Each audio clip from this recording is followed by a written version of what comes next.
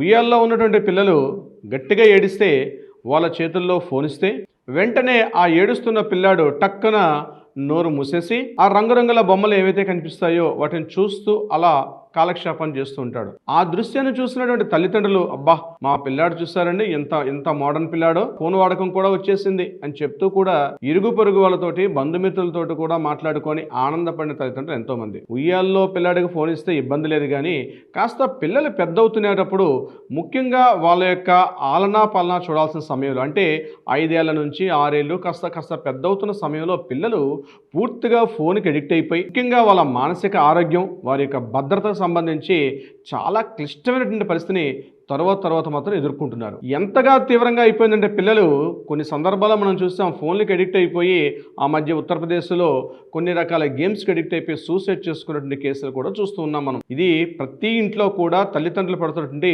ఒక నరక యాతన.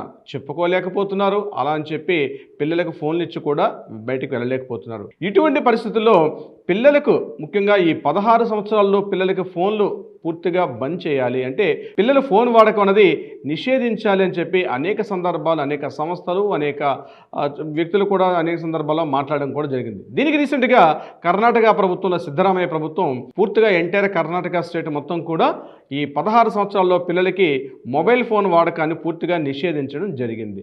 16 ఏళ్ళ పిల్లలంటే బిలో 10th క్లాస్ వరకు పిల్లలకు ఫోన్ వాడకం అన్నది పూర్తిగా నిషేధించడం జరిగింది. ఇదే విషయాన్ని ఆంధ్రప్రదేశ్ ప్రభుత్వంలో నిన్న రాష్ట్ర ముఖ్యమంత్రి చంద్రబాబు నాయుడు గారు కూడా అసెంబ్లీలో ఒక ప్రకటన చేశారు. అది 13 సంవత్సరాల లేక 16 సంవత్సరాల అన్నది మేము 90 రోజుల్లోగా తెలియపరిచే ప్రయత్నం చేస్తాం. బట్ ఏదేమైనప్పుడు కూడా చిన్న పిల్లలకి అంటే బిలో 16 సంవత్సరాల పిల్లలకి మాత్రం ఫోన్ వాడకాన్ని నిషేధిస్తూ కూడా కొన్ని విషయాలు సూచించడం కూడా జరిగింది. అయితే ఇంతకుముందు మొట్టమొదటిగా ఆస్ట్రేలియా, మలేషియా, స్విట్జర్లాండ్, రీసెంట్గా ఇండోనేషియా కూడా ఆ పక్కన సరసన చేరింది అనుకోండి. ఈ దేశాల్లో పూర్తిగా మొబైల్ వాడకం అనేది 16 ఏళ్ళలో పిల్లలు మొబైల్ వాడకం నిషేధిస్తూ ఉన్నారు. అయితే ఇక్కడ మన దేశంలో మొట్టమొదటిగా కర్ణాటక, ఆంధ్రప్రదేశ్ రాష్ట్రాల్లో ఈ నిర్ణయం తీసుకునేటప్పుడు తెలంగాణ ప్రభుత్వం ఏం చేస్తోంది, తెలంగాణ ప్రభుత్వం కూడా నిషేధిస్తుందా అన్నది ఇప్పుడు క్వశ్చన్ మార్క్గా ఉంది. బట్ ఏదేమైనప్పుడు కూడా చాలామంది విద్యావేత్తలు, మానసిక శాస్త్రవేత్తలు దీనిపైన పూర్తిగా సంఘీభావం అనేది తెలుపుతున్నారు. ఇటువంటి చట్టం తెలంగాణ ప్రభుత్వంలో కూడా రావాలని అయితే కోరుకుందాం. ముఖ్యంగా పిల్లల యొక్క ఆ బాల్యాన్ని పూర్తిగా మొబైల్స్ తినేస్తున్నాయి అనడంలో ఎటువంటి సందేహం కూడా లేదు.